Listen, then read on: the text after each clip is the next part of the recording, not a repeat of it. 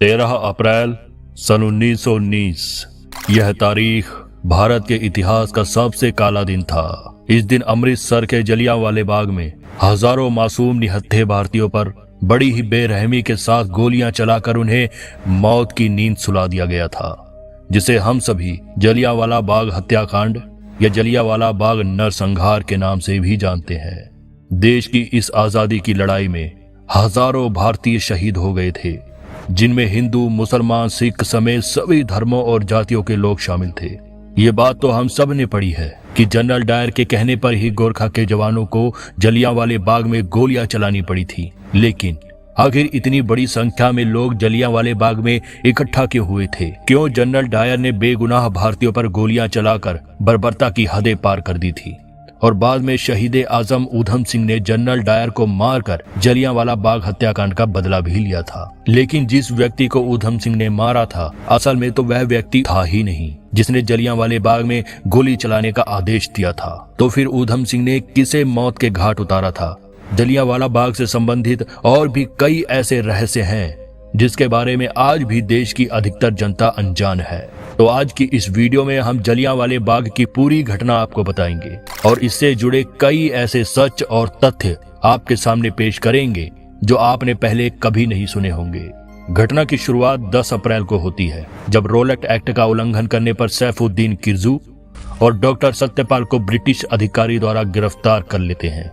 असल में उस समय पूरे देश में रोलेट एक्ट का कानून पास कर दिया जाता है, जिसके तहत ब्रिटिशियर्स किसी भी भारतीय पर बिना मुकदमा चलाए उसे जेल में बंद कर सकती थी। उस कानून को इतिहास में काला कानून भी कहा जाता है, जिसका विरोध महात्मा गांधी ने भी जमकर किया था। सैफुद्दीन और सत्यपाल की गिरफ्तारी के बाद पंजाब के लोगों में जबरदस्त आक्रोश था, जिसके चलते इन लोगों ने मिलकर 13 अप्रैल को बैसाखी के अवसर पर जलियांवाले बाग में एक जनसभा का आयोजन करने का फैसला किया। ये बात जब ब्रिगेडियर जनरल रेजिनाल्ड डायर को पता चली तो उन्होंने अतिरिक्त सैन्य टुकड़ी पहले ही बुला ली और 12 अप्रैल तक वे पूरी तरह से चौकन्ना हो गए। 13 अप्रैल की सुबह सभी अपने परिवारों और दोस्तों से मिलकर बैसाखी का जश्न मना रहे थे। गोल्डन टेम्पल के दर्शन करने के बाद हजारों की संख्या में लोग जलियांवाले बाग में इकट्ठा हो गए। देखते ही देखते लगभग 25,000 लोगों की भीड़ इकट्ठा हो गई। इतने में ही जनरल डायर अपने जवानों के साथ वहां पहुंचते हैं। जलियांवाले बाग के अंदर और बाहर जाने का सिर्फ एक ही रास्ता होता है, जिसे जनरल डायर तोप लगाकर बंद कर देते हैं। इसके बाद बाग में घुसते ही वे सिर्फ एक ही शब्द बोलते हैं, फायर।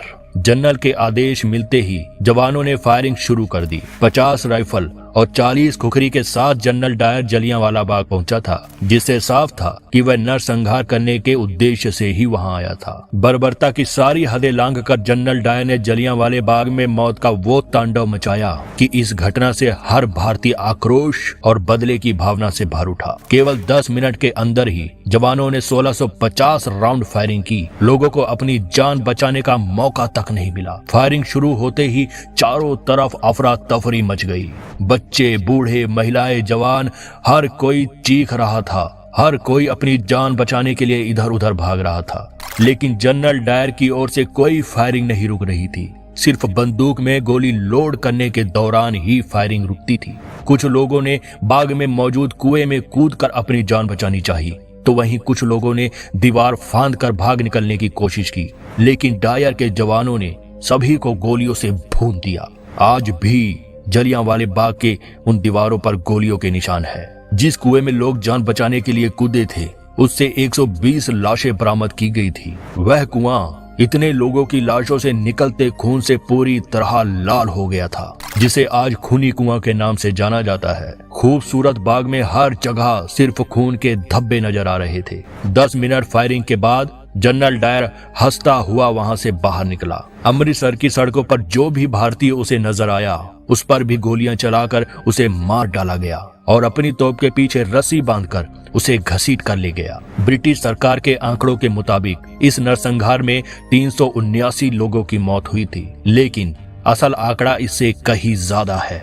हजारों भारतीय इस नरसंहार में शहीद हो गए थे। इस घटना की सब जगह निंदा की जाने लगी। घटना की जांच सबसे पहले लेफ्टिनेंट माइकल और डवायर द्वारा की गई। जनरल डायर ने अपनी सफाई में कहा कि अगर वह गोलियां नहीं चलाता तो वहां मौजूद लोग उस पर हमला कर देते, जो मार्शल लॉ का उल्लंघन होता।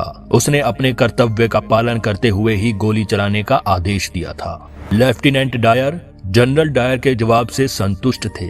ध्यान रखिए, यहाँ पर दोनों डायर अलग अलग हैं। इसके बाद लाहौर में हंटर कमीशन को जांच के आदेश दिए गए। अंतिम रिपोर्ट में जनरल डायर का फैसला सही बताते हुए उसे ब्रिटिश अधिकारियों ने प्रमोशन दिया, लेकिन साथ ही रिपोर्ट में ये भी कहा गया कि जनरल डायर दोबारा इंडिया नहीं आएंगे और उन्हें ब्रिटेन में रहकर ही अपनी सेवाएं प्रदान करनी होगी। जलियांवाला बाग हत्याकांड के दौरान सरदार ऊधम सिंह भी वहीं मौजूद थे। खुशकिस्मती थी कि वे इस हत्याकांड में बच गए थे, लेकिन उन्होंने संकल्प लिया कि वे इस हत्याकांड का बदला जरूर लेंगे। हत्याकांड के मुख्य आरोपी जनरल डायर की सन 1927 में बीमारी के कारण ब्रिटेन में ही मौत हो गई थी, लेकिन दूसरे आरोपी लेफ्टिनेंट माइकल डवायर अभी जीवित थे। ऊधम सिंह उस समय बच्चे थे, लेकिन उनके भीतर प्रतिशोध की ज्वाला भड़क रही थी। ऊधम सिंह ने गदर पार्टी को ज्वाइन किया।